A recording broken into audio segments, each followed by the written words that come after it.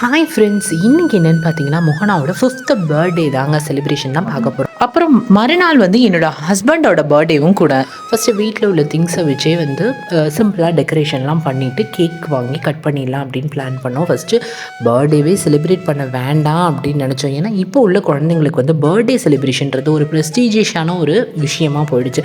So அதை நம்ம முகனாவுக்கு இப்போவே ப்ராக்டிஸ் பண்ண வேண்டாங்க அப்படின்னு நினச்சிட்டு எதுவுமே பண்ண வேணாம்னு நினச்சோம். அப்புறம் அவங்க அப்பா தான் கன்வின்ஸ் பண்ணி இல்லை ஜஸ்ட்டு கேக் மட்டும் வந்து வாங்கி நம்ம கட் பண்ணிடலாம் அப்படின்ட்டு பிளான் பண்ணி கேக் ஆர்டர் பண்ணியிருந்தோம். பக்கத்து வீட்டில் இருக்க நெய்பர்ஸை மட்டும் ஜஸ்ட் கூப்பிட்டு கட் பண்ணிடலாம் அப்படின்னு பிளான் பண்ணி ஈவினிங் ஒரு 6 o'clock போல் எல்லாரையும் கூப்பிட்டு கேக் கட் பண்ணியாச்சு. அப்பா அம்மாவும் ஊர்லேருந்து வந்திருந்தாங்க. அதனால் இந்த பர்த்டே அவளுக்கு ஸ்பெஷலான பர்த்டேவாக இருந்துச்சு.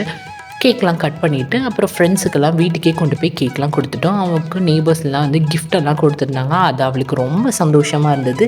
இப்படி தாங்க நாங்கள் முகனாவோட பர்த்டேவை சிம்பிளாக செலிப்ரேட் பண்ணி முடிச்சிட்டோம். பாய்.